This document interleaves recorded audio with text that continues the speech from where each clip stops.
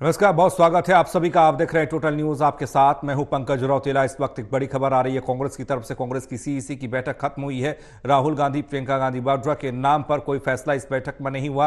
कांग्रेस अध्यक्ष पर फैसला छोड़ा गया है। यूपी कांग्रेस प्रभारी अविनाश पांडे की अपील, यूपी से राहुल गांधी प्रियंका को लड़ाया जाए चुनाव। लगातार चुनावी मैंथन कांग्रेस कर रही है और सीईसी की एक महत्वपूर्ण बैठक ये थी कि रायबरेली और अमेठी से चुनाव कौन लड़ेगा, क्योंकि सोनिया गांधी रायबरेली से चुनाव लड़ती आई हैं। इस बार वो राज्यसभा चली गई, चुनाव नहीं लड़ेंगी उन्होंने कहा। उधर वायनाड से चुनाव लड़े राहुल गांधी। ऐसे में राहुल गांधी और प्रियंका गांधी को लेकर, इनके नाम को लेकर लगातार बैठक में चर्चा, और उस चर्चा से कुछ उम्मीद ये थी कि निकल कर आएगा कि यहाँ से चुनाव कौन लड़ेगा और किस तरीके से कांग्रेस यहां टक्कर देगी बीजेपी को। प्रदीप कुमार एसोसिएट एडिटर जुड़ रहे हैं हमारे साथ, हमारे सहयोगी, उनसे ज़्यादा जानकारी लेते हैं। प्रदीप, सीईसी की महत्वपूर्ण बैठक हुई है, कुछ खास बात इस बैठक में, खासकर अमेठी और रायबरेली को लेकर? बिल्कुल, काफी महत्वपूर्ण बैठक आज जो बची हुई जो सीटें हैं राज्यों की अलग अलग, उन पर चर्चा मंथन हुआ है। पहले पंजाब की सीटों को लेकर 5 सीटें जिन पर चर्चा हो रही है, और इसके अलावा जो महत्वपूर्ण अमेठी और रायबरेली सीट है जहां से कौन चुनाव लड़े, इसको लेकर चर्चा होने की खबर है। जानकारी ये मिल रही है कि आज हुई बैठक में सभी सदस्यों ने राहुल गांधी और प्रियंका गांधी को अमेठी और रायबरेली की सीट लड़ाने की मांग है। अध्यक्ष मल्लिकार्जुन खड़गे पर फैसला छोड़ा गया है, यानी फैसला सुरक्षित रख लिया गया है, क्योंकि अब ज्यादा वक्त नहीं बचा है। और जिस तरीके से जो दूसरे चरण में वायनाड सीट पर वोटिंग हो चुकी है, ऐसे में चर्चाएं पहले से चल रही थी कि राहुल गांधी एक और सीट से चुनाव लड़ सकते हैं। अमेठी या रायबरेली होगी, सीट कौन सी होगी ये बड़े सवाल हैं, क्योंकि प्रियंका गांधी के भी चुनाव लड़ने की अटकलें लगाई जा रही हैं।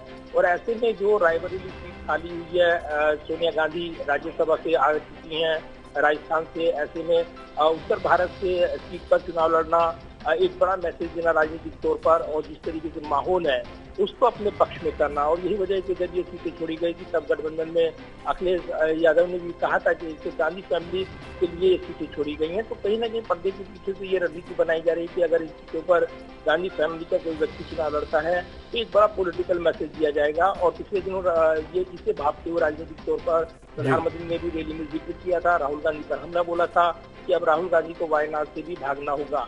तो ये बयान ही अपने आप में इशारा कर रहा है। अब एक नई चुनौती के साथ यहाँ शायद राहुल गांधी मैदान में उतरे, और ये चर्चाएं अक्सर लगाई जा रही हैं कि राहुल गांधी रायबरेली सीट से चुनाव लड़ सकते हैं, जबकि प्रियंका गांधी अमेठी सीट से चुनाव लड़ सकती हैं। तो दिलचस्प समीकरण होगा। पहले ये चर्चा आई थी कि राहुल गांधी अमेठी से चुनाव लड़ेंगे और दूसरी तरफ प्रियंका गांधी रायबरेली से, लेकिन ये समीकरण बनकर आ रहा है। और ये भी संभावना है कि हो सकता है गांधी फैमिली का एक ही व्यक्ति चुनाव लड़े, तो पॉलिटिकल मैसेज भी देना है। बीच में कुछ ऐसी खबरें भी आई थी कि लगातार बनी हुई है, रॉबर्ट वाड्रा का नाम भी आया था। देखिए, इसकी संभावना कम दिखती है, क्योंकि रॉबर्ट वाड्रा और जिनके नाम को लेकर लगातार एक मुहिम चलाती रही है बीजेपी पार्टी, और जिस तरीके से उन्होंने यहाँ पर हर चुनाव में उनका इस्तेमाल किया, ये कहा गया खुद रॉबर्ट वाड्रा की ओर से, उन्हें पॉलिटिकल वजह से निशाना बनाया जाता है। लेकिन ये जोखिम शायद कांग्रेस पार्टी न लेना चाहे कि वो रॉबर्ट वाड्रा को मैदान में उतार कर बीजेपी को एक आसान गेम खेलने का मौका दे और राजनीतिक तौर पर वो निशाने पर आए, और इसलिए इसकी संभावना कम नजर आती है। हालांकि रॉबर्ट वाड्रा और उनकी टीम की ओर से जरूर दावे किए जा रहे हैं कि वो तैयार हैं चुनाव के लिए। उसको लेकर उन्होंने अपने अपने दावे किए हैं, हाल में कई उन्होंने दिए हैं, लेकिन इसकी संभावनाएं फिलहाल राजनीतिक तौर पर अभी तक कोई पुष्टि नहीं हुई है इस नाम को लेकर। प्रदीप, अमेठी और रायबरेली को लेकर चर्चा है, ये तो कांग्रेस के गढ़ रहे हैं और कांग्रेस का अपना यहाँ पर एक वोट बैंक पहले से रहा। हालांकि 2014 के बाद स्थिति बदली, लेकिन यहाँ पर कांग्रेस को दिक्कत उम्मीदवार को लेकर क्यों आ रही है?